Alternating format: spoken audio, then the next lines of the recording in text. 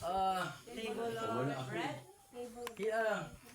Di, shortcut ko na lang ha. Kasi nandun na yung may Pentecost, which is the candlestick. And then meron pumasok tayo ngayon sa the Feast of the Trumpet. Kailan yung Feast of the Trumpet nangyari sa atin na time?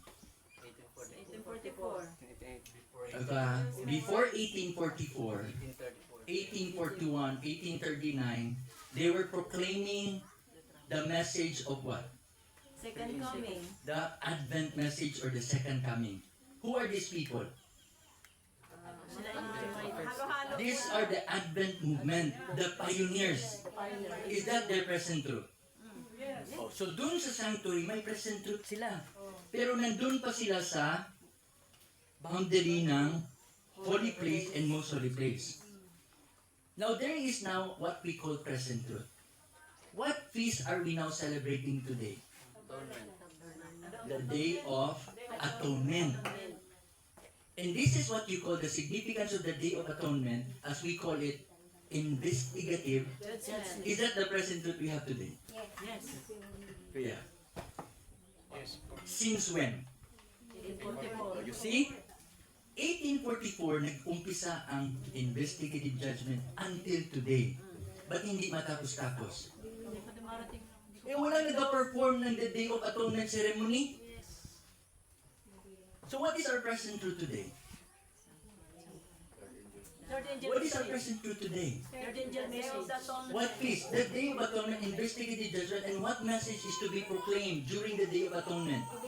The third angel's message proclaiming, i-connect na yung Revelation 18. Because that is going to be our final trumpet. Kasi ang next na final na feast is what? The Feast of the Tabernacle. And what is the Feast of the Tabernacle? That's the second coming. Yun na yung inagala. So, we are now into the second to the last. So, now we have our Day of Atonement. So, dun sa Passover near, meron bang closing of probation sa early Christian that time? Early Christian. Our closing of probation for our time is for the last day Christian or the last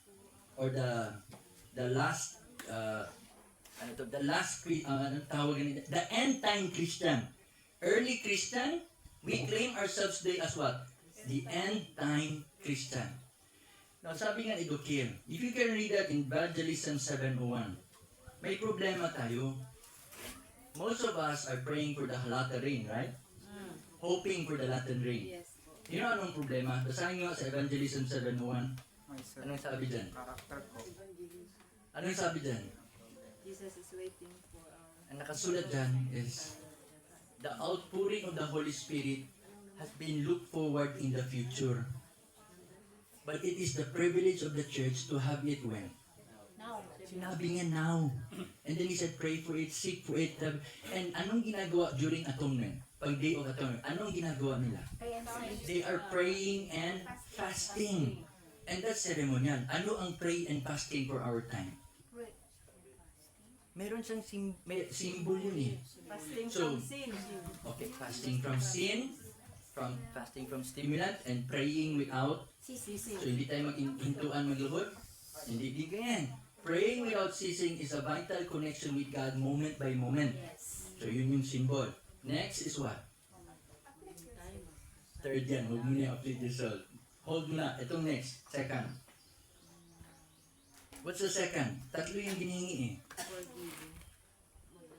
Deep Maghintay. searching. Your heart. Come on. Deep searching of whose heart? Our hearts. Ang tinitingnan din, others' heart eh. Kaya hindi ito natatapos. Tingin natin. Or we keep on looking at others. Yes. Tingin When we are already told na, examine yourselves, not others. Are we performing on the Day of Atonement? We're not. That's why the finish will not work. So we're going to examine our hearts. Why? So that we can confess and repent. So ito yun. Itanong ni Kuya ang closing of probation. Doon sa, gusto ko nga masulat para makita ang graph. Yun. May micro nangyari doon. Ang instruction ni Jesus is, go not to the land of the Gentiles, nor to the land of the Samaritans, but go rather to the lost sheep of the house of Israel. Acts 1 verse 8, anong sinabi? Both in Jerusalem, Judean, then to the Samaritans, and the uttermost part. So may blueprint. Saan mauna? Jerusalem. Is Jerusalem, is Judea as one Israel? The literal Israel, nag-close of probation na. Ang spiritual Israel, saan ngayon? The SDA. Now, ang SDA, meron bang dalawa? Jerusalem and Judea. Is that the mainstream and side stream? Can you see the parallel? Can you see the parallel? Who is the Jerusalem in Israel? That's the conference, that's the mainstream. We are not to condemn them. They are like us. Who is the Judean? Because there are, you know the history, Jerusalem and Judeans have their own factions. Do we have factions today? Nominal? Tawag nila option. Mainstream? Tawag natin side stream. Are we all the same in the history? So, pag natapos ang revival and reformation, pag sinabi mong revival and reformation, sabi nga niya, judgment will begin where? In the house of God. So, totally agree. If you read in 3SM 1554, can you help me kung wala magpo ako sa cellphone ko? Sabi nga doon, 3SM 15, selected messages, page 154. Sabi nga, paki-check the gerb. Paragraph 1 yan. Sabi nga, the first one to be left are the Adventists. Do you know the first one to be left are those who possess and have the opportunity to know what is truth. Those who have received much light. Sino ang may much light? Nanahit na? 3SM. 154. Tayo. So tayo ang unang ma-close. Because pagdating ng Sunday Law, before ng Sunday Law, may close of probation na tayo. Pag close of probation, pag Sunday Law, tayo yun ang nauna ha, ang Jerusalem o ang Judean. Pag close natin, open pa ba ang Samaritan at Gentiles? Kita mo, nauna ang closing of probation natin. Doon sa early Christian, sino nauna ng close? Jerusalem. Pharisee ang pinakauna sa death of Christ. Then the Jerusalem church rejected in 34 AD. Close na ba sila? Pero bakit nakahabol si Pablo? Because this is not about general. Meron pa rin individual. That's why we are not to general. Is Pablo a Pharisee or a Sadducee? Bakit dun siya na-convict? Because you cannot make it specific. Let's just talk about general. Kuha mo, but we are going to be judged individually. But we're presenting his generally. General lang good, pero kailan nag-close ang probation ng Jerusalem, ng Israel? Kailan? 34 AD. Tama ba? Pero medyo nakahabol konti si Paul. Di ba ang sabi natin in general, ang closing of probation of Israel happened when they stoned. Pero nakahabol lang konti si Paul. Kasi after na na-stone si Stephen, saka pala nahabol si Paul. Na-convert, no? From Saul to Paul. That's specific. But generally, close na ba? Pero specifically, nakahabol. Then, they started to message where?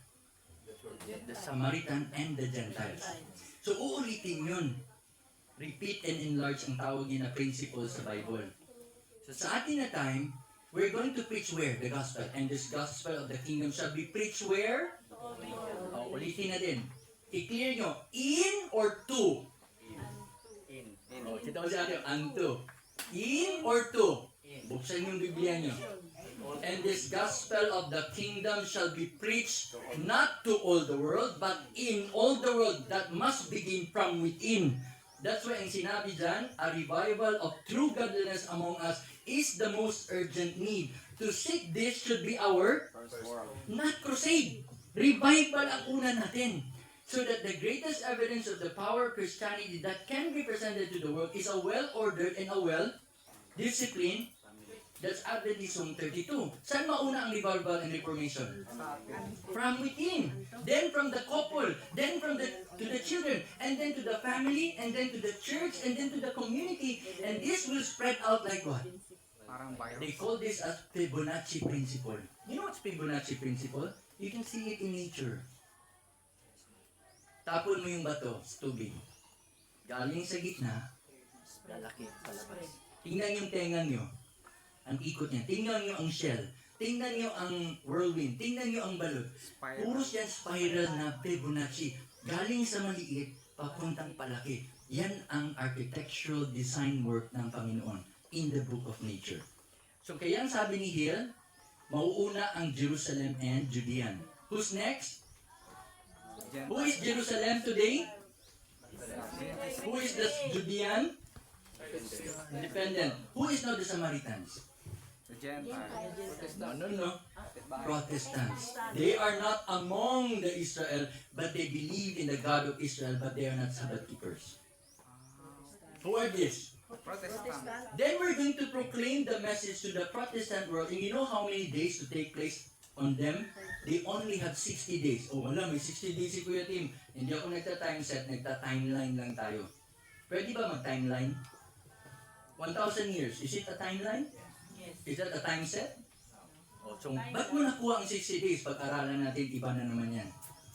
And then after the 60 days, meron na namang naiwan na ginatawag nga 860 days for the Gentiles.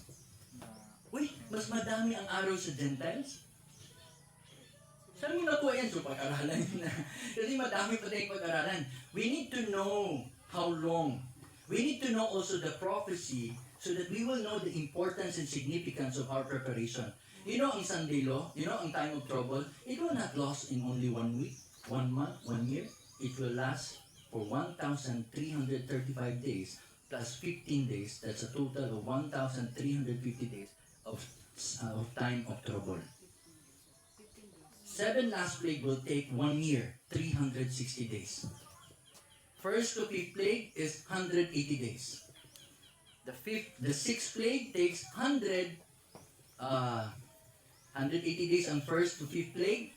The 6 plagues will take 150 days. In between, there is what we call 15 days and another for 15 days for the time of trouble for the 7 last plague. Ma-erase ko lang para maano yung there. So, Hindi mo pakisulat, brother. nakuha niya ni Hill, but ang kwento kasi very crude pa yung very detailed. Takes you at least mga 3 hours natin i-discuss yun. So, ang ginapan ko, address ko yung question ni Kuya, yung closing of probation in the sanctuary. So, ito na matulong. I give you ha. Oh, Malinaw yan. basta pa no? Pero makita ba? Opo. This is now. Ito ang National Sunday Law. Ito ang Jerusalem and Judea. Okay lang?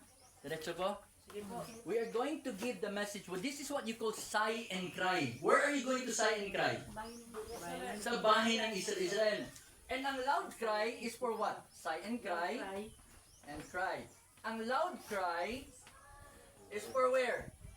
Ito yung Samaritans and ito ang Gentiles. Sinabi ba ni sa Acts 1:8? Anong sinabi sa 1:8? Pag na-receive niyo na ang the power of the Holy Spirit, saka pa lang kayo mag-message sa Jerusalem and Judean, and then next, both it, isasabay mo yun. And after Jerusalem and Judean, what's next? Samaritans. Oh. Sunday law na. Okay? 60 days nga sabi natin, pag-aralan natin. No? And after that, Gentiles, mahaba-haba, no? And then, close of probation for the Adventists, close of probation for the, anong kailangan na truth na lang kulang sa Samaritans? Sabat. Law na lang, and specifically, madali na lang sa kanila yun. And the sanctuary or the one, maintindihan na nila. Pero sa Adventist, wala na pag nasa na Sunday, this is our final test. Before the test, sealed na ang lahat. Pero hindi pa test ng kwan. Sa kanila naman, next day will be tested. Because when, ano yun? In crisis in the test, true character will be doon ang labanan. So after that, Gentiles. Ilang araw hin? Malaking responsibility na. 860. 800, no. Yun, help me. Sa pinagtatapos, Nawala ko dali. Salot yun. na-realize ko lang. Sorry ha. Sa salot, 90 days. 930 days. Okay, sorry po. Medyo na ano na, kumakalawang na. So in total ito is how many? How many? 990 days. Ito yung ginasabing loud cry. Loud cry? Sealed? Na-sealed na ba ang Samaritan? Hindi, pagdating na dito, sealing for 60 days. So, na-seal na. Close of probation na din. Dami nang na-close of probation. No? I mean, ngayon wala. Wala pa. Pero meron na bang na-close of probation today? Yes. Yung mga tumanggi Yung mga namamatay. Saka yung tumanggi sa Tama ba? Close of probation na ba nila Ellen G. White? Close of probation na ba ng Gentiles? Yung mga namatay. Wala pa. Pero yung mga namatay, close na. Okay. So, sa corporate, wala pa. Even tayo, wala pa. Pero merong iba dyan, buhay pa, close na. Bakit? Tinanggal yun. Because they fix themselves in rejecting the truth. Ano bang magawa mo? Pero sinong nakaalam nun? Ang Diyos lang. Huwag tayong mag-accuse sa mga kapatiran natin dyan. Baka maging Saul yan. Maunahan ka pa. Tama ba? Inaaway-away kayo. Tapos bigla lang, uy, ba't nandito? Nag-gets nyo? That's why we are never to judge. Sinabi ba sa Matthew 7 verse 1 and 2? Huwag lagi mag-judge. Kaya yung tinuturo natin kahapon, huwag lagi tayo mag-judge. Sinong mag-judge? Ang judgment ng Diyos, anong gawin niya pag mag-judge siya? Si Jesus, how did He judge? through mercy. He wrote the truth. Sarili. And who will judge? The words that I spoke unto you will judge them, will condemn them, and they will proclaim the judgment by themselves. So sila lang lagyan mo. So do not judge them. Themselves will judge themselves. So ito na. After that, message ka ng Gentiles, 7 last plague. Is this the general closing of probation? Right? Is it? Yes. Okay. In this point, this is what you call the investigative judgment of the righteous. Separate from the investigative judgment of the wicked. Ito yung investigative judgment of the wicked. The 7 last plague. Close of probation? Close na no? When yan? Exactly? We don't know. No one can know exactly ang close of probation. But generally, we will know na it's already closed kasi wala na. So, saan si Jesus that time? Right now, He is where? Kasi sa sanctuary man ang tanong ni Kuya. Naniniwagan tayo Kuya sa sanctuary? Tama po ba? So right now, He is where? The most holy place. Most holy place. So after His intercession or mediatorial work, anong gagawin niya dito? Aalis siya, di ba? Yes. Anong gagawin niya? Susuot ng pangangin. Susunod, damit. Ilang araw? Symbol. One day. He's going to change his robe. From a priestly robe to King. kingly robe. And that one day is 360 days. So after nyan, bumalik na siya, wala pa. After 1 year, Nilipat pa ng ano. after 1 year, this is what you call the voice of God. Okay, this is what you say, and this is what you call, i-declare niya ang day and hour of His coming. And then, what we call the second coming. So, tanong ko dun, second coming, is that the feast of what? Tabernacle. So, naklaro ba sa sanctuary? Yes. What feast are we now today? Sa wato. Since when ang Day of Atonement? 1840 until today? Ba't hindi natapos-tapos? Our character is this Kasi character. meron pang isang kulang. Yung sinabi ko, di ba? Praying and fasting, deep searching of their soul, and ano yung last? Affliction of your soul. Ano bang affliction? When you say affliction, sige, be, describe your Dadalang matanggi sa Sa desire. Self-denial. Self-sacrifice. Self-sacrifice. Troubling your own self. Putting, Cautious. ashes and sackcloth. Are we doing it today? No? Yes. Let's start it. Yes. Then let's invite more. Nagsisikap. Kailangan ko dagdagan. Tama ba? How can we win them? True love. By condemning them or by loving them? By Loving them. By Yun ang serving. kulang natin. Let us not present our righteousness. Let us present whose righteousness? Jesus Christ. Jesus' righteousness. And whose Christ righteousness? Yung loving your enemy, kaninang righteousness yan? Jesus po. Kanino yung praying for his enemy, kaninong righteousness yan? Jesus din po. Kanino yung bless them that hates you? Do good to them? Kanino yun? Kanino yung unforgiving? Sa ating po. Kanino yung sige panira? Self. Kanino yung sige pag-hate? So yun yung trouble natin. Ako trouble ko yun sa sarili ko. It's my own struggle. So, is it clear kaya somehow ang closing of probation sa sanctuary? Merong last follow-up. Sige po.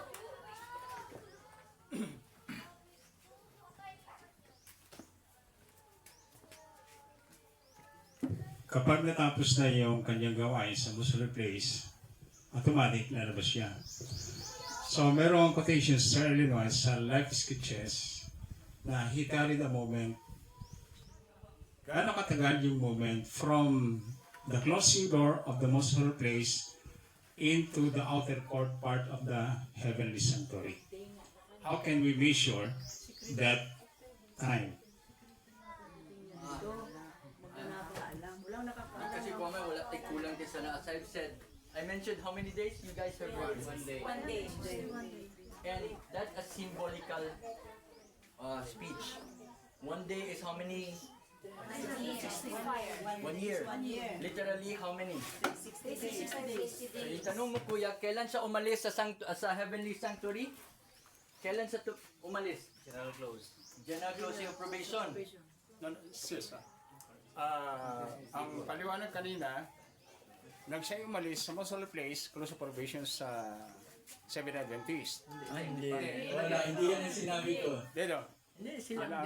yan ang paliwanag, di ba? Hindi nga. Specific kasi yung binasabi mo. We're talking about general.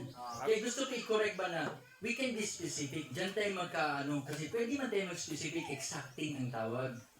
Kasi kanina, ang sabi kanina ay, kapag siya umalis sa most holy place, close of probation sa General ayan. My General. friend is talking about general general. statement. Okay. Ngayon, talking about general close of probation, sige sa saglit.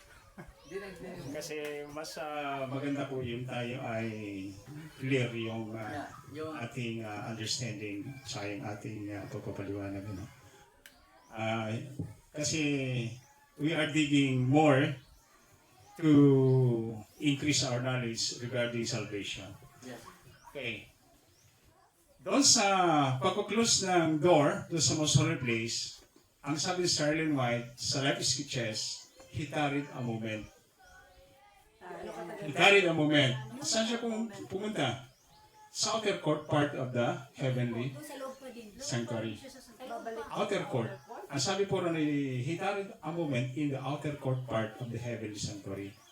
Wherein, makikita natin doon yung scapegoat, yung Azazel, na nakatali doon sa labas ng, nasa outer court siya. Di po ba? So yun po ang description even in the Old Testament. I will. Okay.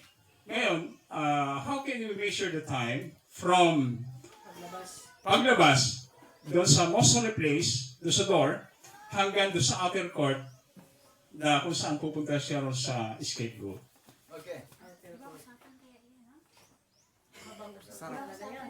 Masayang pag-aaral. Okay, let's yun. Maganda ito, hindi ko pwede kay tamang-tamang tanong ni Kuya eh. This is present truth. Saan nga yung early writing 63, can you open? There is so many precious truth contained in the words of God, but it is the present truth that the flax needs now. What are the present truth? Can you read me what are the present truth? The 2,300 days, the sanctuary, the commandment of God, and the faith of Jesus. So the present truth is the sanctuary.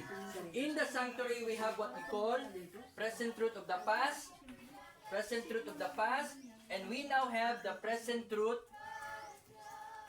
Sorry lang ha sa drawing ko ha. Okay lang po. Okay. Ano yan? So this is now the present truth of our time. This is now the most holy place. Dalawang room. Is this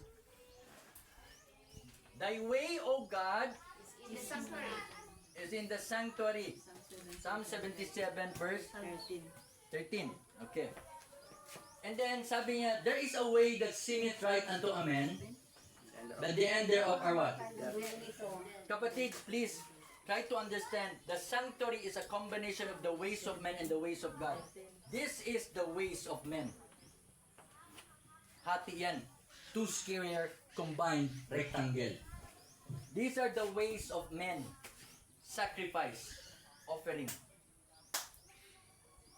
Pinuntahan ni Jesus ang ways of men.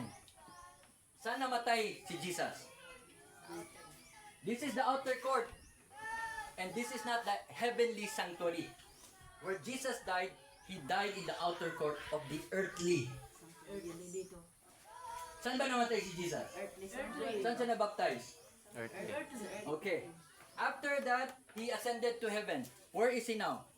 Most holy place. In the heavenly sanctuary. In the most holy place. Yes. Holy place pa first. Sorry Aja.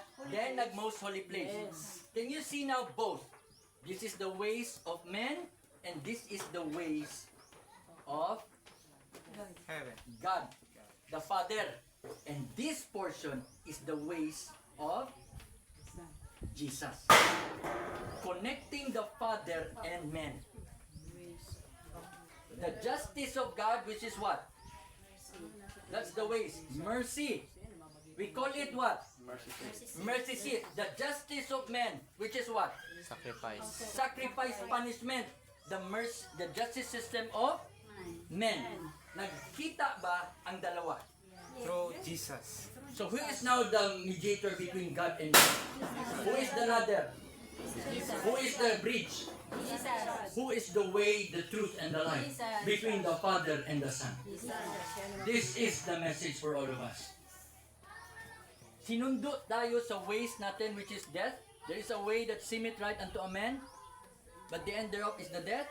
But the ways of God is what? Mercy. Is the gift of life. And that life can only be attained through the Son. No one goes to the Father without the Son. Without the Word, without the prayer in the name of Jesus, without the baptism in the Spirit. So nakita niyo ang symbol ng sanctuary, how enlightening is the sanctuary. So sabi ni Kuya, in life sketches, in the most holy place, saan nagtari si Jesus? In the earthly sanctuary or in the heavenly sanctuary? Heavenly sanctuary. He went out but he did not come here yet. Kailan sa bababa? Sa Second coming. Saan siya pupunta sa second coming? Clouds. Sa earth again, but not on the land, Yes. in the clouds.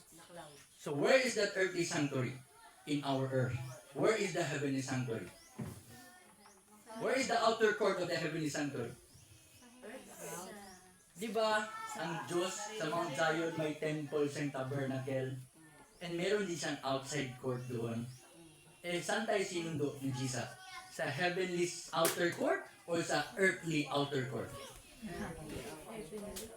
I hope na makahelp yun. So nagtari, and I agree. I love that you agree with me. How long? So another, meron tayong reference. Kaya hindi naman kami magsabi walang reference. Dahil alam ko, naka-ready yung mga question niya. Saan yun mababasa? Saan yun? So ready kami. But this study, ask you, it will take you study.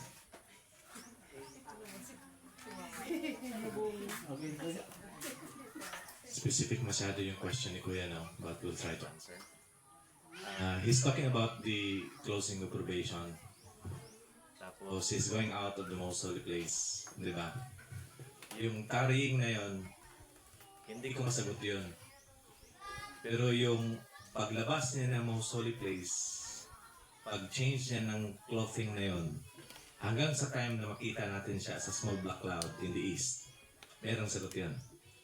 Sabi dito sa Daystar, March 14, 1846. And I saw a flaming cloud come where Jesus stood, and he laid off his priestly garment and put on his kingly robe. That's closing probation, di ba? Tapos na yung ministration niya sa most holy place. Took his place on the cloud, which carried him to the east, where it first appeared to the saints on earth. A small black cloud, which was the sign of the Son of Man. While the cloud was passing from the holiest to the east, which took a number of days. Wala siyang specific na time. Sinabi lang dito is, which took a number of days.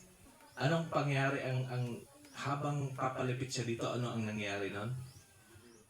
Dito sa mundo, the synagogue of Satan worship at the saints' feet. Ito ay, nakikita natin to, ito yung, Armageddon, yung that decree na before talaga ito ng Armageddon. Makita natin yung specific events pagdating natin sa discussion natin ng seven last plagues. Makita natin dyan, papatay ng mga saints ito. Biglang yung hahabol sa kanila, papatay sa kanila yung sarili ng brethren.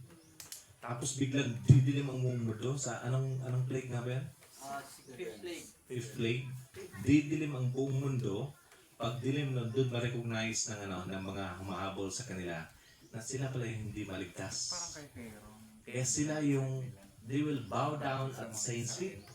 Sino itong who will bow down at the saints' feet? No?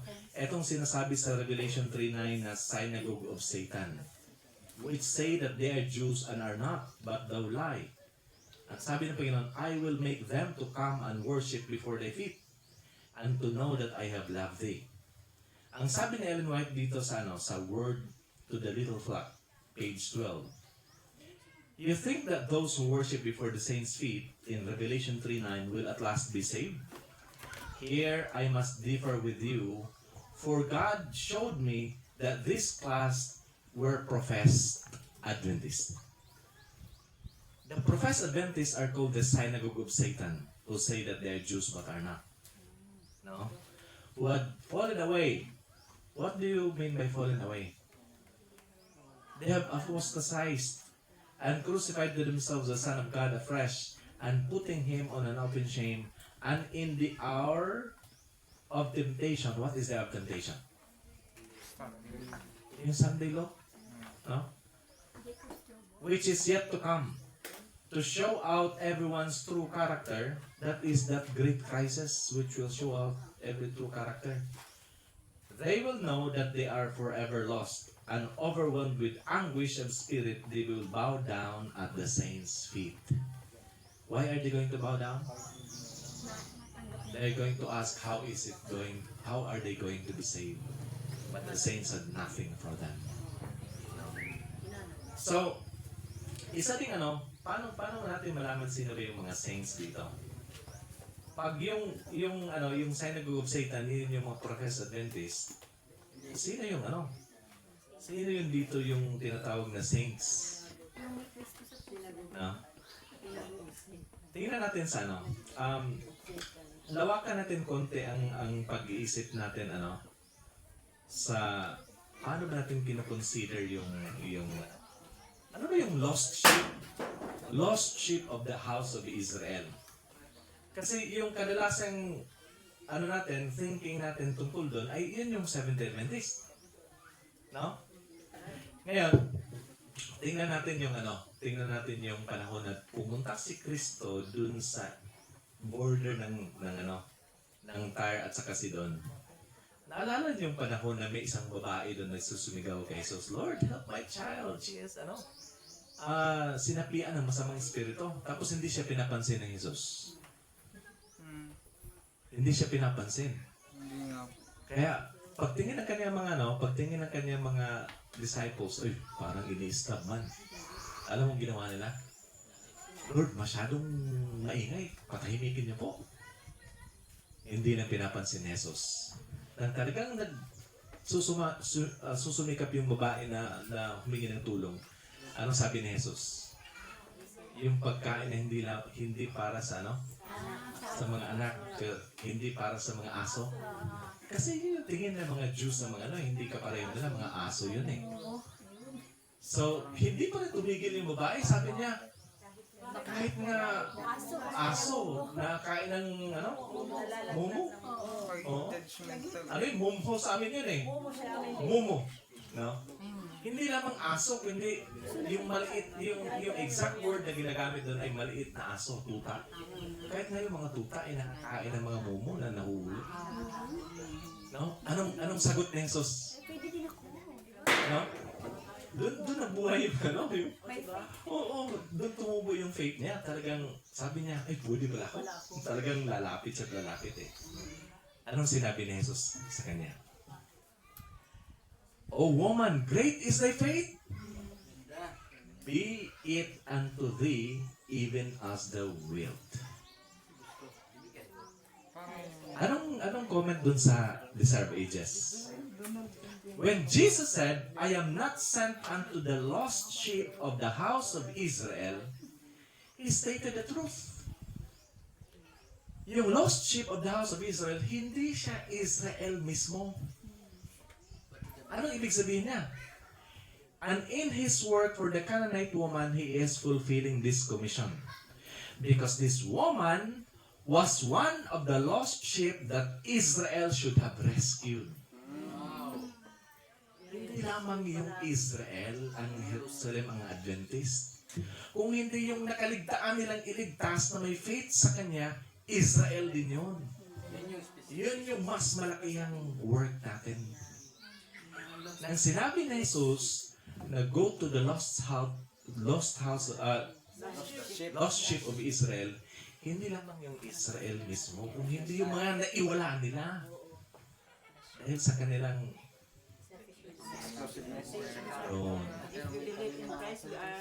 alam niyo ba bakit yun lang yung isa talaga na mag-isang miracle lang talaga ang nagawa ni Jesus doon sa border ng Tyre at sa Sidon?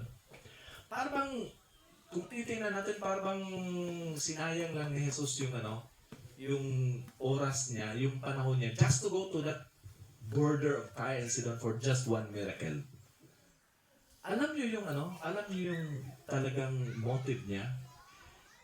Gusto niyang turuan yung kanyang mga disciples ano yung nasa puso nila. Parang ginagawa niya yung snubbing that woman, he is trying to reveal what is in the hearts of his disciples. Lord, masyadong maingay.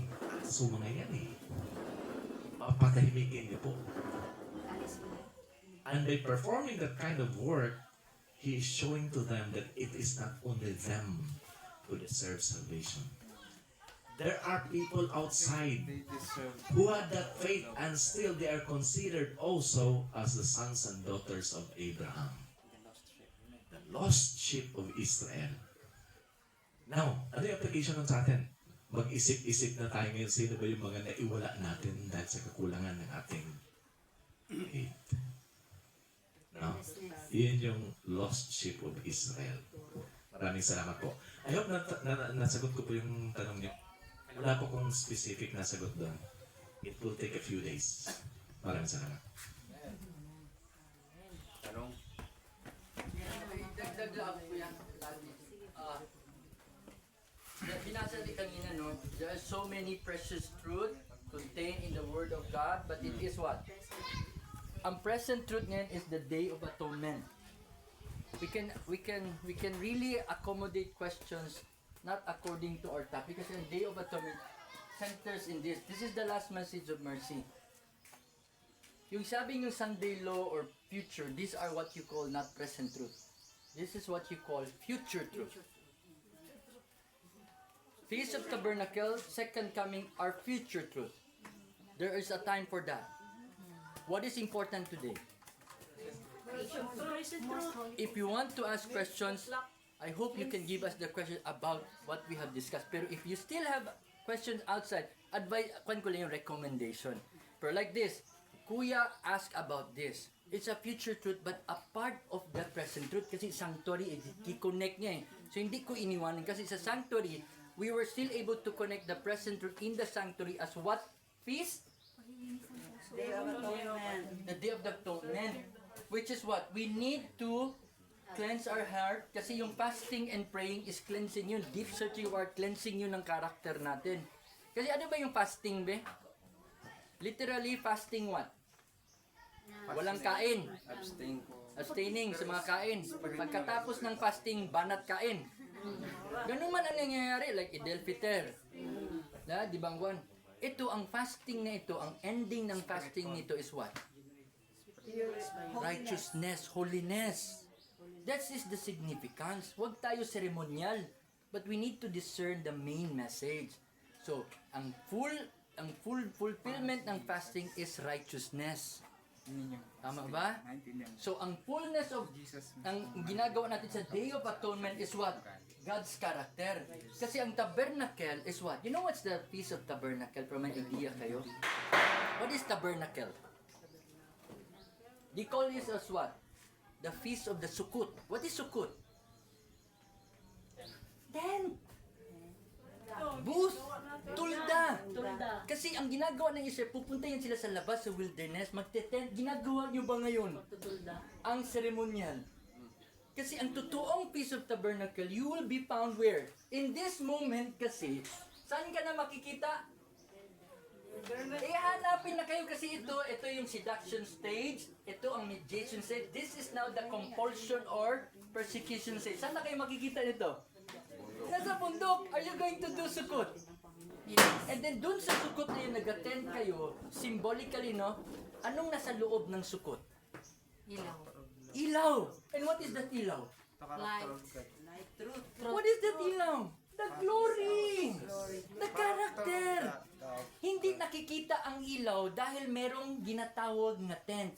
Ano yung tent na yan? What veil is that? Character of self. The character of man. Sino-cover natin ang character ng Diyos. Kaya hindi tayo umiilaw. So anong gawin? Just like the vessel. You know, Gideon, nilagay niya ang lamb inside the vessel. Anong gawin niya dapat? Basagin ang vessel. Basagin ang humanity. Yun yung affliction. Pag binasag mo, pag pinunit mo, na veil, yung humanity, pinunit ba ni Jesus ang veil? Yes. What is that veil in the right hand? What is the veil of Christ?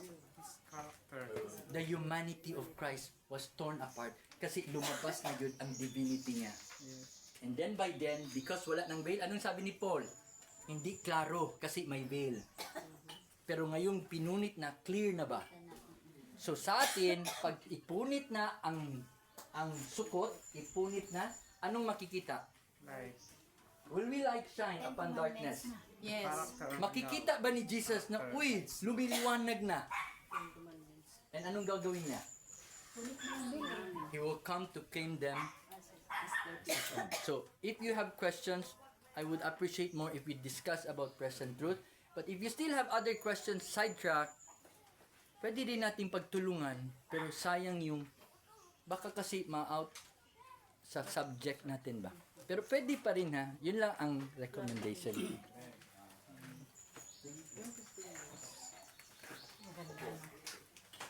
Meron pa kayong tanong, Elder? Okay, magbigay lang po ko ng counting verse sa Bible.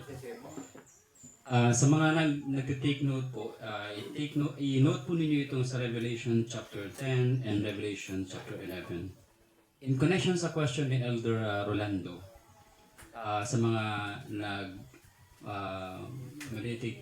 meditate kung saan po yung banda, yung Revelation 10 ay ang event ng 1844 na kung saan ay sinabi ng Panginoon, prophesy again. Sa verse number 1, Revelation 11, dito po nakalagay yung dalawang judgment. Sabi dito, and there was given me a reed like unto a rod, and the angel stood saying, rise and measure the temple of God, and the altar, and them that worship therein. So ito po ay command ng Diyos, ng angel, kay John, ito po yung judgment sa loob, sa temple, yung bayan ng Diyos. And then sabi sa verse number 2, but the court which is without the temple, leave out and measure it not. So judge it not. So sa probation ay meron pong first close of probation sa temple, yun yung unang i-judge, and then second po ay sa labas. Dahil sabi dito, for it is given unto the Gentiles. So, clarification lang sa mga meditate tungkol sa bagay na yon. So, meron dalawang judgment. Judgment first in the house of God and in the world. Okay po ba? So, ang kailangan natin pukusan sa bagay na yon ay yung tatawag na measure. Yung bang word na measure ay judgment din? Diba sabi ng Panginoon, judge not that you should not be judged. For what measure you meet, it shall be measured to you again. So, meaning ng measure ay judgment. Judgment means measure. So, ang present truth sa atin sa ngayon ay, kung atin po magdadwal sa atin pong topic, is what kind of measurement or judgment ang ating binibigay sa world at sa iba. So, ito po ay atin ba sila mini-measure according to our righteousness or atin sila mini-measure according sa righteousness ng ating Panginoon. So, lagi natin i-connect sa ating pong team yung question para yung pong ating camp meeting ay maging po siyang feast of love. So, ang nakita kong point doon sa question ni Kuya Rolando na pwede natin ma-connect sa ating pong team sa ngayon ay paano ba natin mini-measure o gina-judge yung ating pong kapwa? Ito ba according sa judgment ng Panginoon sa atin or according sa judgment natin sa kanila? So, hopefully na ma-reveal sa atin yung knowledge ng glory ng Panginoon upang magamit din po natin yon sa atin pong pakikisalamuha sa iba.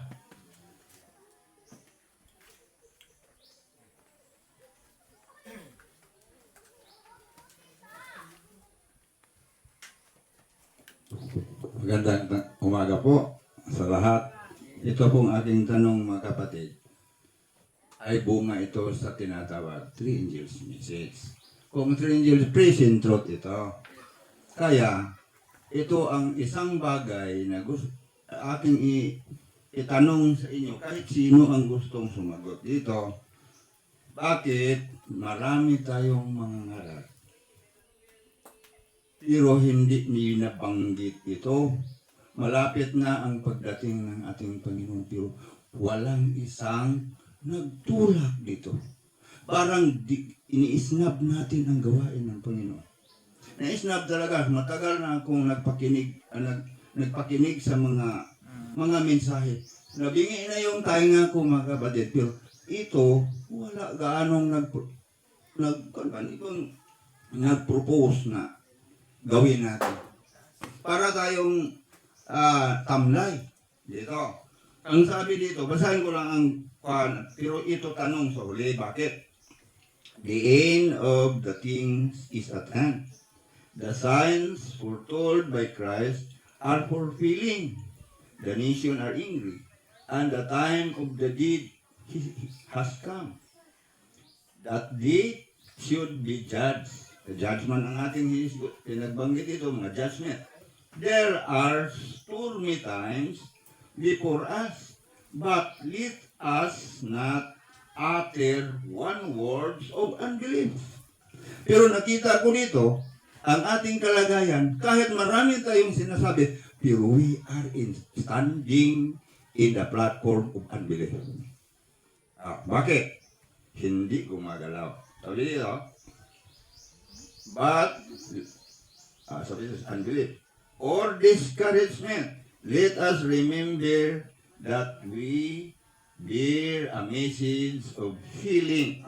Tama yung mga sinasabi. Healing. A word filled with sin-sick souls. Ang sabi ito, putulin ko na lang i-direct ko na lang sa dulo para hindi matagal. Sabi dito, we are living in the last days. Troublous times are before us.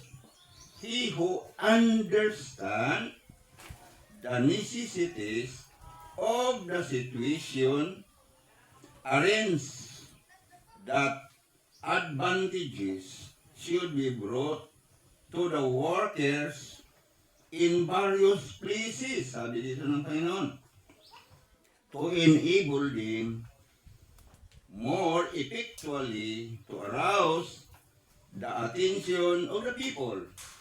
He knows the need of the necessities of the feeblest of his flock, sabi ng Panginoon. And he sent his own message into the highways and byways. He loves us with an everlasting love. Diba yun ang ating pinag-aralan? Everlasting love. Ngayon, sabi ng Panginoon dito, there are souls in many places who have not yet heard the message. Henceforth, medical missionary work is to be carried forward with an in earnestness with which it has never yet been done. Nagawa na ba natin ito? Nagawa na ba natin itong tinatawag na medical missionary? Parang mayroong nagawang medical missionary ngayon, individually, ibig sabihin, sariling kalooban, ng bawat isa, na maglagay siya ng klinika, parang kumita rin siya, makatulong siya. Pero hindi yun kung yung group by the group of the church. Ang sinabihan dito, the church. Hindi yung individual, pero ang individual ang sumagot ngayon kasi ang church ay sleeping. Sabi dito, hindi niya alam ang kanyang panahon. Kaya hindi nagawa. Kaya patuloy natin. Tanong na ito. Sabi dito, there are souls in many places who have not yet heard the message. Ay, binasa ko na ito kanina. Dito sa paluing niya ng number. Sunod na tayo. Sa sunod. Ano po? Ang tanong po. Oh, sige. Ilang linya na lang. This work is to be done through which the truth is to find entrance to the large cities, and sanitarium are to be established in many places. Sanitarium work is one of the most successful means of reaching all classes of people. Our sanitarium are the right hand of the gospel. Ang tanong, gumalaw ba itong right hand na sinabi ng Panginoon? Hindi ba napuputol itong kamay nito? O tinalian man kaya at ang kaliwang kamay na lang ang kumikilos? Ito ang tanong ko, ano ang masabi ninyo? Dito na ba? May sasagot na. Nag-umpisa mas tatay sa three angels messages, no? Saan natin makikita ang three angels messages? Revelation 14. No? Kailangan natin maintindihan kasi pag titingnan mo sa titingnan mo sa Revelation 10, ang sabi doon is, prophesy again my people. Pag titingnan mo ang three angels messages, nag-umpisa yan ng 1830s. Hanggang sa makumpleto yung three angels messages dun sa immediately after sa 1844 nung magkaroon ng great disappointment. Ang sabi ng Panginoon, prophesy again my people. Paano niya pinaprophesy? No? Meron isang message na hindi siya kapalit sa three angels messages. Hindi rin siya dagdag, kung hindi parang, it seemed to be an addition to the message. But ang sabi is, the messages are going to be repeated. So paano yun na-repeat? Tingnan natin kung ano yung three angels messages.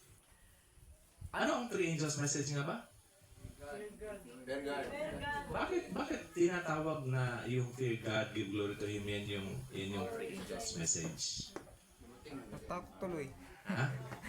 Kung Di sa ba sabi, literal. di ba sabi ang three angels messages, ito yung everlasting gospel? Yes, sir. Okay. So, ang sabi dito sa Revelation 14:7, no? 6, I saw another angel fly in the midst of heaven having the everlasting gospel. At ano yung everlasting gospel niya? Fear God and give glory to Him, for the hour of His judgment is come. Yun yung first angel's message. Alam niyo ba na pagdating sa Revelation 18:1, inulit ito. It seemed to be an addition, but it is being proclaimed again. No? Anong sabi ng Revelation 18? Revelation 18:1. Ito yung tinatawag, ito yung Revelation 18:1. Anong sabi ng 18:1? Another angel come down in heaven having great power, and the earth was lightened with His glory. Yan pa rin yung inulit na na first angel. No? Pag titingnan natin dito sa pagbalikan natin sa Revelation 14, isa pang mapapansin natin dito ay bakit ba tinawag na the third angel's message ito? Kasi dito sa verse 6, another angel, sa verse 8, another angel, pagdating sa verse 9, the third angel followed them. No, kaya tinawag itong third angel's messages. Actually, it is one message, no? And it is to be repeated and combined. At saan siya makombine? Doon sa Revelation 18:1. Pakita natin kung ano yung repetition niya. Just like, for example, fear God and give glory to Him. Doon naman, and the whole earth is full of His glory. No? Yung sa angel number 2 dito, Babylon is fallen, that great city. Pagdating mo dun sa Revelation 18:2, ganun pa rin sinasabi. And he cried mightily with a strong voice, saying, Babylon the great is fallen, and is become the habitation of devils. When the third angel's message is being proclaimed, ang immediate effect nun is Babylon falls. No? Yung sa Revelation 18, pag i-proclaim uli natin yung the third angel's message or the everlasting gospel with an emphasis on the glory of God, the earth will be lightened with His glory. At what will happen? This will be the final fall of Babylon. And on the third angel's message, ang sabi dito is, if any man worship the beast in his image and receive his mark in his forehead or in his hand, the same shall drink of the wine of the wrath of God, which is poured out without mixture into the cup of His indignation. That means to say, when we accept the everlasting gospel, Babylon falls. If we reject the everlasting gospel, we are going to receive the mark of the beast. So God is saying to His people now, nang inulit niya ito dito sa Revelation 18:1, come out of her, my people. Inuulit natin yung mensahe na yon with an emphasis. Nag-umpisa yung anong tawag ito, yung third angel's message as righteousness of God. Yung magiging final emphasis niya naman ngayon dito sa last message of mercy is about the glory of God. No? So dito ngayon, magkakaroon ng final fall ng Babylon. Ano ang gagamitin ng Panginoon na weapon dito? The everlasting gospel. At yung last message of mercy na yun, that will be a revelation of His character of love. So, kung dito ngayon sa final na anong tawag dito, yung reiteration ng gospel to the whole world, this will be now yung ating message. This is our message now as the angel in Revelation 18. And for that angel of Revelation 18 to go to the entire world, Madaming maniniwala talaga niyan. it will require a right arm. And that right arm of the gospel is called Healing. medical missionary work. So, dati, para bang hindi natin nagagawa yun, yung medical missionary work, at kung ginagawa man yun dati, medical. It failed. Why? Wala yung ano. Because we do not Glory. have the message. Yes. We do not have the final message. Because that final message is supposed to purify our character. And when we have a purified character, we can bring the right arm of the gospel in a much better way. Much more power. With much more power. Yes. Kasi nga, nang nag-umpisa ang Reformation, anong sinasabi ng mga tao? Kung pagkakain ka ng karne, pagkakain ka ng isda, mas mabuti pa yung ginamos, mas maligtas pa sa'yo. Yun yung tinatawag ng right arm, kaya nga nag-wither yun. Hindi natin magamit ng lubusan ang right arm of the gospel kasi mali pa yung ating character. Oh. But now, the message is again being brought to reformers at the forefront in the form of the Revelation 18:1 angel, the proclamation of the character of God. And that is supposed to be the lateral for His people, and that should prepare them for this work. So that they can use properly the right arm of the gospel, the medical missionary work, to have that character na magiging alinsunod dun sa pinoproclaim natin. Kasi nga, ang sabi, hindi natin magawa yung proper na medical missionary work kasi masyado tayo judgmental. Pagkakain ka ng karne, Babalik yung sakit susunugin mo. Babalik yung sakit Oo. mo. Ganyan. paparusahan ka ng Diyos. Ganun yung ano natin. Kaya, yun. Sa ngayon na like for example, dito sa atin, may sinisimula ng building. At alam natin kung saan pupunta ito. If this effort will be coupled with a character just like Jesus Christ, because we know the character of God already, then how effective will this be? This will be attended with a great power. Amen? Gusto ba natin yun? Yes. So hindi natin nagagawa yun because we do not have the right message. Yung withered yung hand na yun, yung right hand na yun, because our characters does not align to the message we are bringing or to the efforts, to the work that we are bringing. That is the work of Jesus Christ. Amen? Maraming salamat.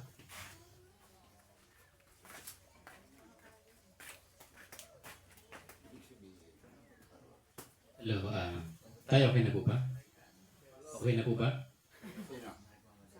Nasagot po ba yung tanong? May follow-up sana. Okay. Bago yung follow-up tayo, gusto ko ulit i-remind ang atin pong topic. Baka mawala po tayo sa atin pong team. At yung my next kong question ay medyo hindi ko marinig ng iba. Pero by the ways, ang working is ng Holy Spirit. Dito po sa Acts chapter 1, na kung saan ang ating Panginoon ay nagbigay ng kanya pong final commission sa mga lagad. Kung ating makita, yung binasa ni tatay ay tama. Yan ay preaching ni Mr. White na na-compile sa book at yan po yung ay commandment or duty natin na gawin po yun. I think sa ibang ministry siguro tayo, hindi nila pinapahalagahan yung medical missionary work. I know some ng mga mission ministries na sinasabi nila, some of them claim na close na ang probation, hindi mo na kinakailangan mag-work at mangaral. Some of them ay tatatago na lang sa bundok at nagiging parang mga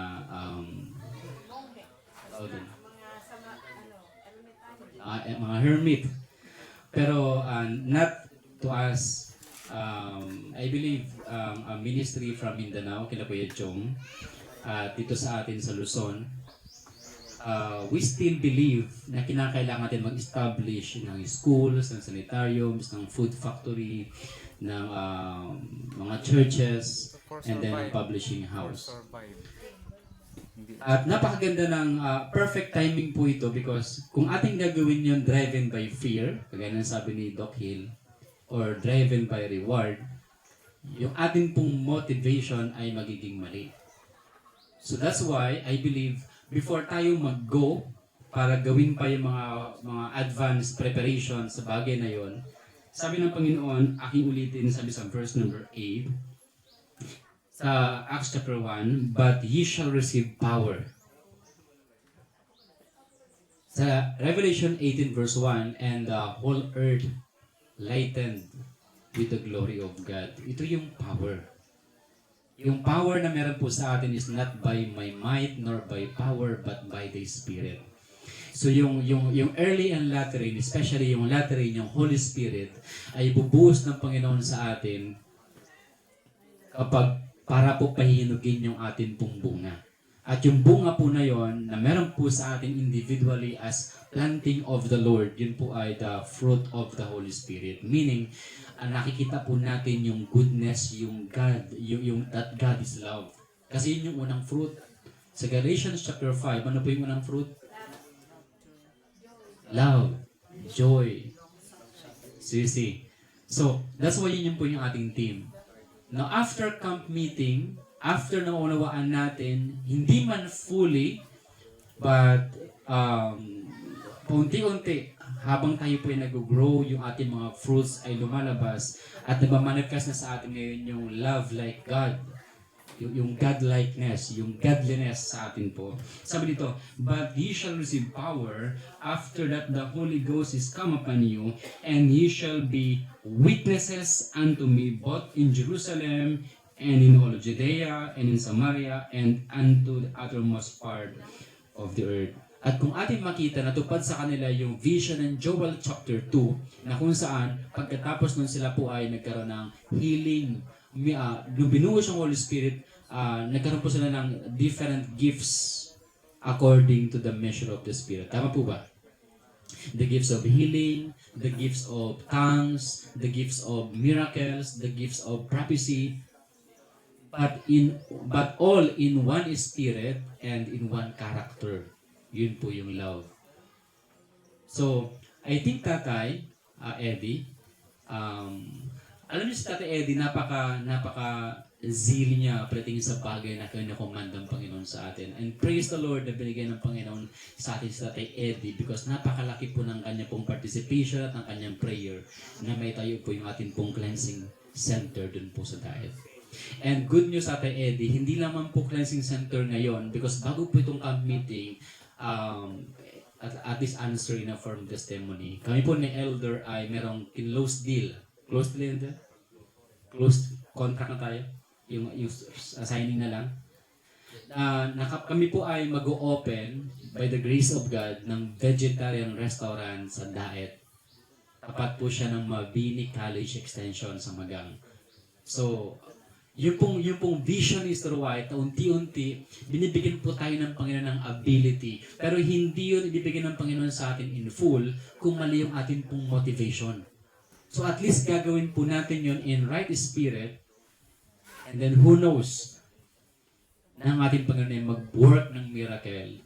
And the light, yung light sa atin ay mag-lighten to all the world. I believe din po ang ministry sa Mindanao, nakapunta po ako doon. Ganun po silang counter living, sila po ay active sa education. Actually, sila po ay nagtuturo sa government like Daniel ng, I believe, sex education, Kuya Jong.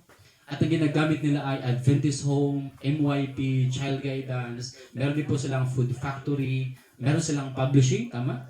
Meron kayong center. So, at least in that part, masasabi ko na sila po ay advanced in preparation because they are advanced in years preparation. I believe 2012 pa lang nagpe-prepare po sila. Pero tayo po ay 2020 lang. And in fact, ito pong hall na ito po ay sanitarium. So mga kapatid, yung question ni Elder ay napakaganda para po gisingin yung atin pong zeal. Nasaan po ba yung atin pong focus sa ngayon? Pero nakita ko rin yung magandang bunga, Elder. Kasi may mga teachers tayo ngayon na nagko-contemplate sila. Sabi nga ng mga teachers na sa kitchen, kapag naka-resign na tayo, kapag-retire na tayo, pupunta tayo ng Davao. Pupunta tayo ng Mindanao. Then may mga nagsasabi na, okay, mag-build tayo ng school. So I think nag-work naman po tayo doon. Maybe yung question ay hindi applicable sa atin because ano na tayo sa process na ginagawa na natin yon. Siguro ang magandang gusto ibigay ni input ni Elder, in my own opinion ay magkaisa tayo as a church. hindi lamang yung wonder na gawin ko yung parang business, kundi gawin ko isang church business. Talagang as a church. So kagaya na ginagawa nila Kuya Jong, I believe sila po yung mga iba't ibang mga churches doon. Tapos sila po ay nagkaka-unite, natutulong-tulong sila. Okay, atin focusan yung Hinguog, then pagkatapos sa Surigao, and then sa Arakan. So, I think sa atin sa Luzon, dahil si Tatay Eddie, for your information, ay nag-iisa lang po siya. Siya po ay galing Ballesteros, Cagayan. Tama po ba? Cagayan pa po yun, no? So, nag-iisa lang po siya doon. At yung kanyang pamilya, nasa SDARM naman, yung kanyang asawa, nasa SDA naman. So, ang hirap sa kanya, at yung aming communication is through phone lamang. At may mga ilan din siyang mga ministries na sinusupport, I believe, na makakilala kasi nakita ko siya sa mga ilang group chat. Pero Tata Eddie, kami po dito so far, ang Saving Grace Ministry, ay kaparehas po ng goal at ng mission kagaya po ng inyong binabasa. Lamang po kami sa aming sarili ay maliit na pulutong at sa ngayon talaga po ay I believe, i-bless ng Panginoon, maging faithful lamang po tayo. So, doon na po tayo sa prayers na yun. So, encouragement and calling po sa lahat. Kung kayo po may mga talent at gusto po rin mapaggamit sa Panginoon, ngayon po ay mag-start po tayo ng vegetarian restaurant.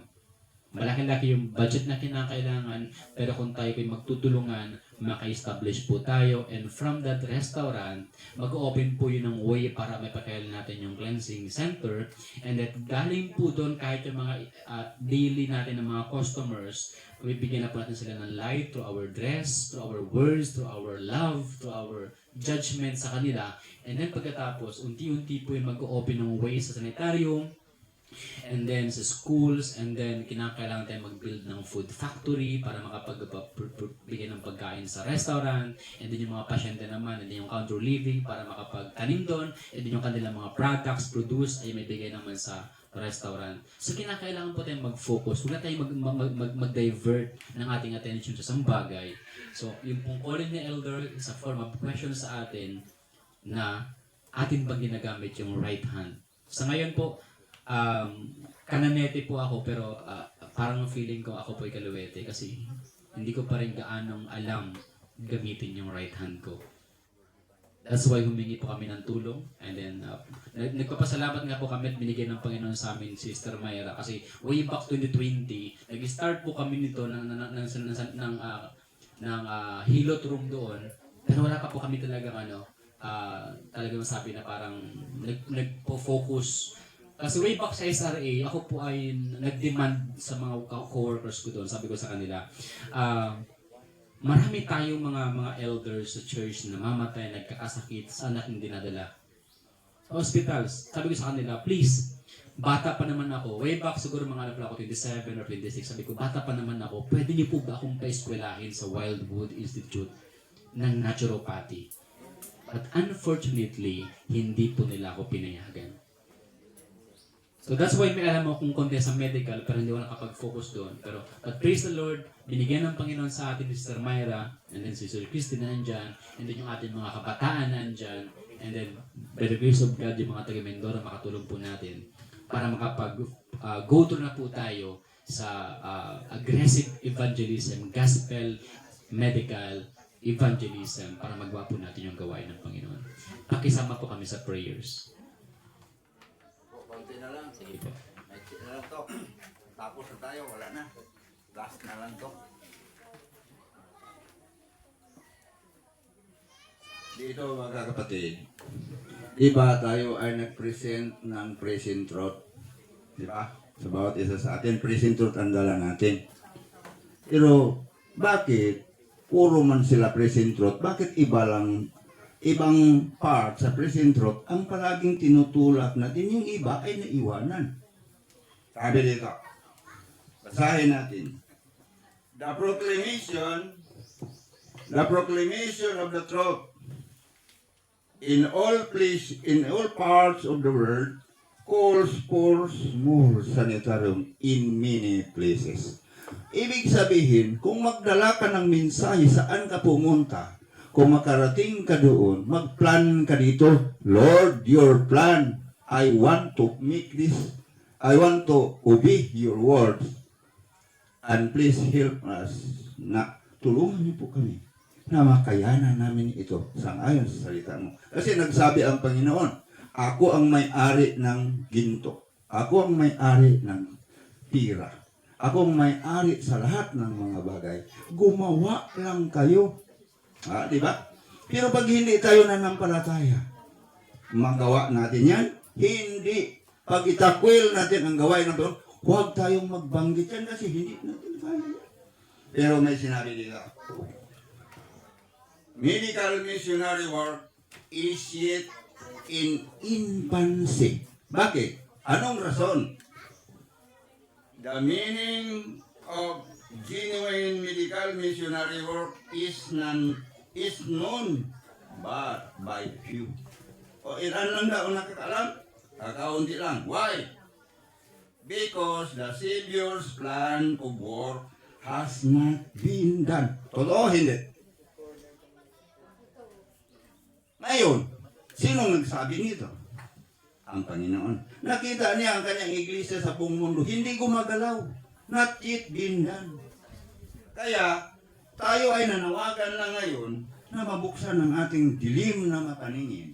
Na gawin ito ang magsusuporta nito. Lahat ng nanampalataya, may share siya dito.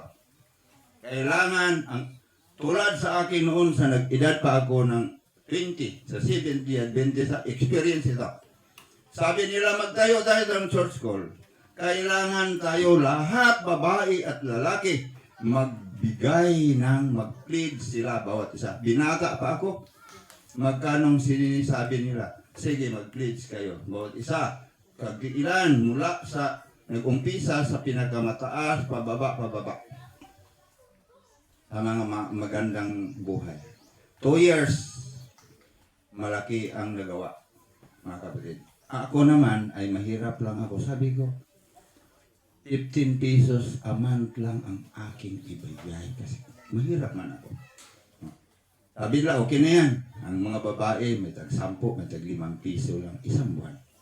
Naipon mga kapatid ang lahat ng mga pira na build up. O last na ito, isang na lang. Ang sabi dito, kaya ngayon, tanong man ito, sabi dito, kaya hindi natin sinusunod, sabi dito, why?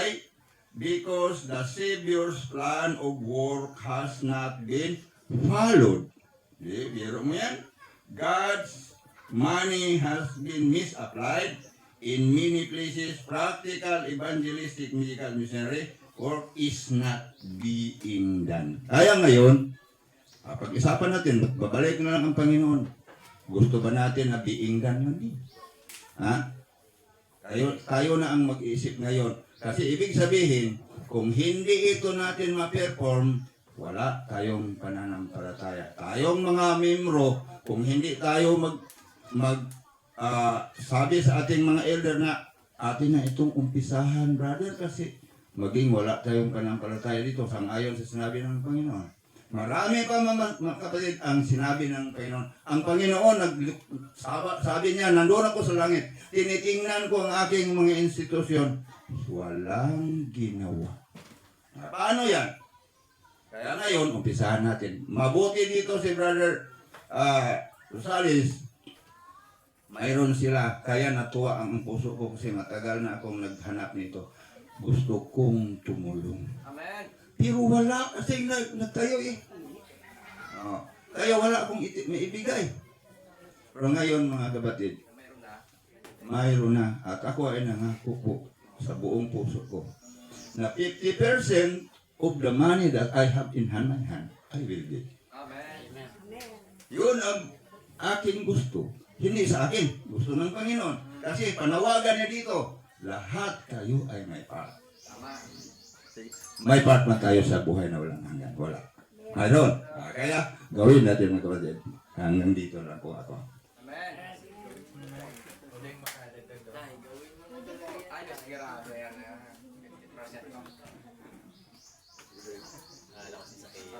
Doon ako mag-umpisa sa present truth. Ano ba talaga ang present truth? Ang dami-dami ng mga present truth, no? Pero importante lang is, sa lahat ng mga present truth na to, ano ba dapat yung framework natin? No? Galing dun sa mga gawain, galing dun sa sanitarium, galing dun sa mga practices natin at saka sa mga yung mga events na pagdadaanan natin. Ano ba talaga yung framework natin doon? Ano yung present truth? Ang bukas ng puso. Sabi dito sa sa 1 John 1:5. This is then the message which we have heard of him. Sabi ito ni John, and declare unto you that God is light and in him is no darkness at all. Everything that we preach, everything that we do, everything should be a revelation of the character of God.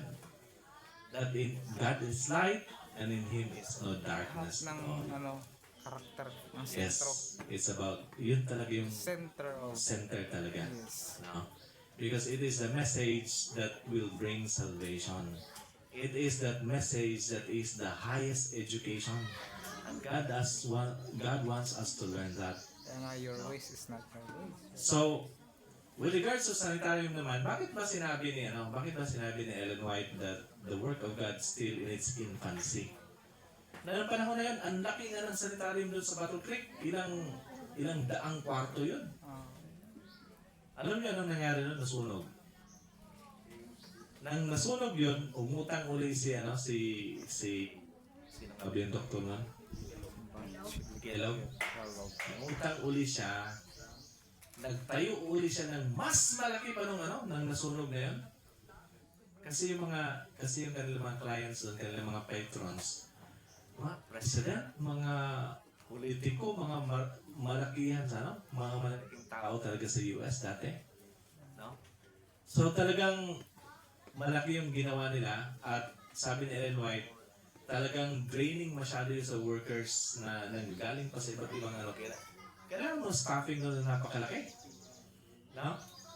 So bakit sinabi niya kahit napaka-advanced na ng mga techniques nila, napaka-malaki na yung mga buildings nila, bakit sinabi pa rin ni Ellen White na the work is still in its infancy? Baby pa siya. Kasi hindi gusto ng Panginoon na gagawa tayo ng malaking mga edifices, gagawa tayo ng napakalaking mga buildings. Yung institution na gusto niya, especially on yung sanitarium, ay small but many. Maliitan lamang pero sa maraming mga lugar. No? Iba't ibang mga lugar. Kaya ang tawag doon ay mga home-like sanitariums. Hindi siya malakihan. Para hindi siya mag-draw ng napakaraming yung galing sa ibang lugar, mahatak mo pa yung mga workers doon. Dalhin mo na yung mga tawag dito? Yung mga sanitariums doon sa ibang mga lugar. Doon po sa Ingog City, ang ginagawa po namin, sa lahat po ng mga institutions, ginagawa po namin doon na maliit-liit. Para yung mga kapatiran natin na talagang wala pang idea, ano ba yun? Paano ba pinapatakbo yun? Paano ba buuin? So at least doon, makapunta ka doon, makita mo yung functioning na maliit para pwede mo lang siyang gayahin. Meron po tayong health food store, maliit lang. Parang ganito lang kaliit ito. Mula dito hanggang doon, ganyan kaliit.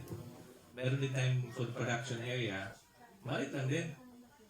Meron din po tayong yung home-like sanitarium. Sa ngayon, nasa syudad pa, pero balak namin, gagawa din tayo dun sa country living site. So, yan lang. It will serve as a prototype or a model ba, para makita lang, ano ba yung home-like sanitarium? Ganyan lang pala. Kayang-kaya namin yan. So, I hope that will be an encouragement, no? And I hope it will be also an encouragement here na hindi masyado siyang technical at saka hindi siya masyadong kalakihan na it will drain your resources. It's a home-like sanitarium. Yun ang gusto ng Panginoon. Maliit lang pero marami. No? Sa mga lugar, nandyan may isang mapupuntahan yung kailangan ng healing. So, dyan naman po. Thank you. Ilang katao accommodate sa mga home-like sanitarium. Maliit lang kaya, mga 10 lang, 20, 200 siguro pa yan. May, alam mo yung isa sa nag-inspire sa akin, may isang video si Doc Hill, sana maipakita niyo yun sa kanya. May isang medical doctor, hindi siya Seventh-day Adventist. Diyan siya banda sa may Bacolod, dun sa anong tawag dito? Benedicto, dun sa mga bukid, El Salvador. Doon Salvador, malamig-lamig na doon. Yung, hindi siya medical facility yung ginawa niya. Yung ginawa niya is isang organic farm at saka meron siyang mga kwarto doon na tinatawag niyang ano yun? Bed and breakfast. Di ba? Merong bed and breakfast dyan na parang pag matulog ka lang doon tapos mag-offer sila ng breakfast sa'yo. Yun yung naging front niya kasi pag tawagin mong wellness niyan, talagang hanapan ka ng mga permit, hanapan ka ng mga lisensya ng mga operators. Pero siya, medical doctor siya, pero alam niya paano gumagawa yung nagko-function yung gobyerno. Gusto niya iwasan lahat yun. Kaya alam mo ginagawa niya? Meron siyang organic farm, nakakatulog yung mga pasyente doon, tapos nakakalanghap sila ng preskong hangin, hindi sila stress doon, nakakain sila ng mga organic na mga pagkain galing sa farm niya. Siya mismo yung nagluluto kasi alam niya ano yung ibibigay niyo doon sa mga may sakit. Yun yung medical missionary work niya. Hindi nga lang siya Seventh-day Adventist. Nauunahan pa tayo mga kapatid. Hindi mo kailangan tawaging medical work o di kaya anong tawag dito, wellness work. Kasi yung mga words na yan, nahuli na yan ng gobyerno, alam na doon kumikita yung iba. Oo, kaya yun, depende na talaga paano i-package as long as you will go through that principles talaga of healing. Yung 8 natural doctors, yun pa rin yung ginagamit natin. Naintindihan niyo ba yung punto ko? Yes. Okay, may sabihin natin sa Valentine. Hi, Tay. Ganda ng book mo. Tay, thank you. Totoo, no? Keep and encouraging our brethren. Hindi naman sa pagmayabang, trying hard talaga ako, Tay. I want to be a medical missionary. Okay? Hindi lang sumikat dito kasi may nahumaharang. Ang humaharang doon is my humanity. Kuha mo? Pero tayo sa farm namin, pag i-display ko talaga si Jesus, madaming nawiwin na soul. Yung farm namin, malamig dun. Alam mo gaano kainit ang city ng Davao City? Parang impyerno. Yes. Ang mga mayayaman lang nakakaramdam ng langit sa city. Naka-aircon sila lahat eh. Pero pag lumabas ka, impyerno. Hindi ka makatulog. Ako tayo sa Davao ngayon, hindi ako makatulog pag walang electric fan. Pag summer, hindi ako makatulog pag walang aircon at electric fan. Pero sa farm, walang electric fan, walang aircon, Malamig. nakabukod pa. And many comes to our place. Even our very own brethren. Maniwala ka tayo pati pastor namin, pati mga elders namin. And I'm so surprised God allowed me to be one of their elders now to win. So mga members nagapunta, even non-Adventist mong punta. And then they spread the word. Yes, si Doc Hill panay punta yan sa farm din because kailangan ko ng assistant. Kailangan ko ng tulong. Si Jong punta. And in that word, many are reached out. Even meron isa, very prejudiced sa akin. Kasi marami siyang naririnig. Pero nung dinisplay namin ang karakter ng Diyos at ang work ng Diyos, cleansing, breakfast meal with healthy food galing sa garden, straight from the garden to table. Alam mo tayo, sabi niya, mali ang narinig ko. Kasi iba ang nakikita ko sa narinig ko. Are we winning them? Alam mo ang nakakasira tayo? Pag may kasama kaming nagsingit ba? Na professing, claiming to be what? To be among us. But they are wolves. Why? Because when they start to judge and condemn, instead of reaching our brethren, we are pushing them away in our ways. Kaya nga, never tayo mag-judge. If you want to judge like Jesus, you just present the truth. And who will judge them? The word. The Word will judge them. And who will declare that judgment? Themselves. So yun. So when we make, kaya ang anak ko tayo, dito sa pagmayahong din, nung mag-message sa Yuno, nagulat ang lahat. At a very young age, 6 years old, may video. Tanungan ang lahat, saan mo pinapaaral ang anak mo, Tim? Sabi mo, homeschool eh. Ang nanay ko, the first patient namin sa farm, nagulat, pati mga doktor, pati ang churchmate namin. Akala namin namatay na ito. 3 beses nang gianoy. Pag pumunta ng Davao City, Nana Hospital at saka Life and Death. Pag dinadala sa farm, gumagaling. Then they will ask, anong ginawa? Ba't na wala ng gamot, wala ng diabetes, wala ng control ang blood sugar, control ang blood pressure, control ang blood cholesterol? Ano ginawa? Then they will start to hear. So narinig ang mga relatives niya na nagpuntahan.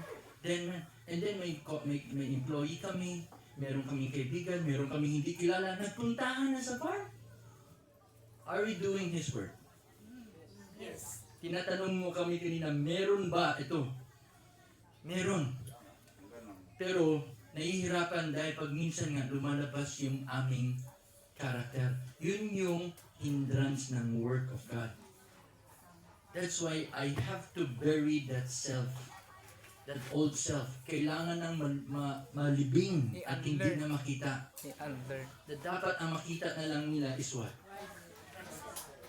Brad Jong and Hill, recently before coming here, they were so busy. Nauna na lang si Jong. Tatlong batch ba, Brad? Or 2 batch? 3 batch sunod-sunod. No? Bago lang, ang latest nilang i-handle is an elder of the Church of Tacloban. And ano? Nagulat siya. Anong gusto na niya ngayon, Brad Jong? Magka-country living na rin siya. And then alam mo, I don't know, anong sabi ng anak niya? Kasi may missionary. And I think, have they decided to be a vegetarian na? Ha? Did they? Yeah. And then they even said, pag dumaan kayo ng Tacloban na, bisitahan niyo talaga ako ha?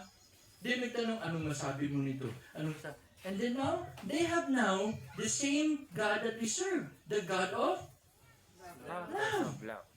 Then sabi niya, ba't hindi ito tinuturo sa mainstream? Huwag natin yung sagutin. Let them answer it by themselves. Pag sinagot mo yan, pag narinig yan ng iba, you're pushing them away. Let them judge one another.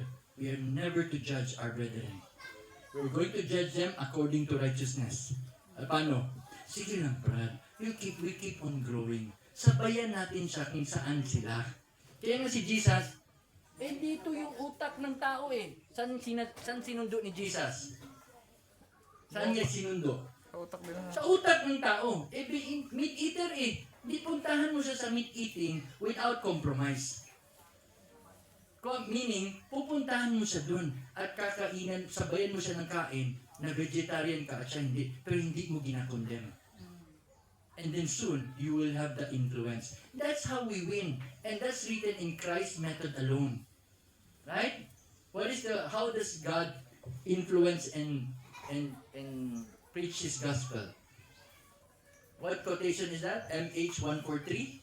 Christ's method alone will give the true success in reaching the heart of the people. The Savior mingled with men as one who desire for their good need, and as one who desire for need and good and sympathize for their need. Yun ang gawin natin. So they need healing, they need counsel, they need sabayan ba? Huwag muna tayong hindi kagaya nung kay Hill nga. Ano ka? SDA born? Yes po. Ako. Born reformed. Gusto mong ganyan? Ang problema sa inyong mga SDA, ang sinabing hindi pwede, pwede. Tama ba yun na way? That's not the right way. That's man's way. That brings death. What is God's way? Be humble and be understanding. Let's go to their level. So, alam mo sinabi ni Hill, nakinig yung isa. And he won their confidence. And ano sabi? Once you won their confidence, then he bade them come and follow me. That's the only method we can follow.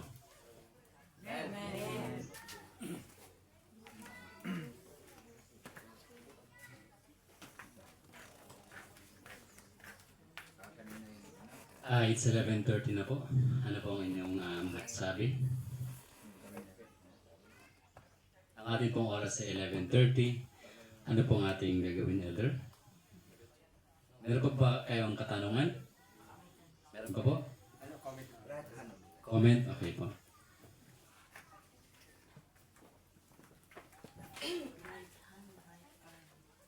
Alam niyo mga kapatid, ang mensahe ng Panginoon ay hindi agad-agad na isa sa katuparan. Unless na ito ay ibigay natin sa ating Panginoon yung plano. Kasi hindi ko muna kasulat, i-impose natin agad sa mga kapatid. It's not the right way. Kailangan talaga natin yung systematic planning. Kasi ang tatanungin dito, yung willingness ng mga kapatid. Di ba? Hindi naman pipili na sa aking sarili lamang, yung plano ko ang masusunod. No.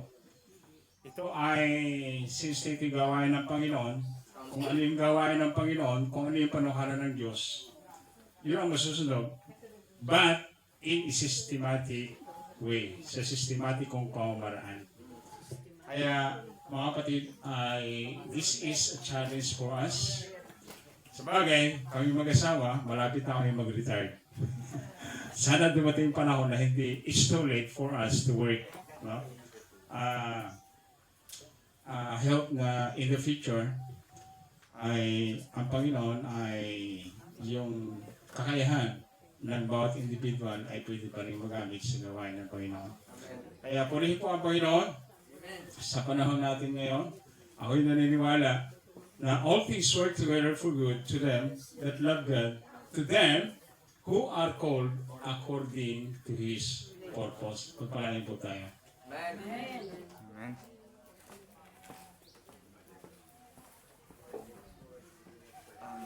Maraming salamat po sa inyong participation sa mga testimony, sa mga responses na nakapagpalinaw ng mga medyo malabong issues, at maraming salamat din po sa mga comments, at siyempre maraming salamat sa mga questions. At sa ating pagtatapos, dahil marapit rin po tayo magtanghali, tumayo na po tayo sa ating closing song at i-request po natin ang closing prayer kay Pastor Jong. Amen. Closing prayer. Closing prayer. Natapos na closing song. Pagkatapos na. Sweeter as the year go by.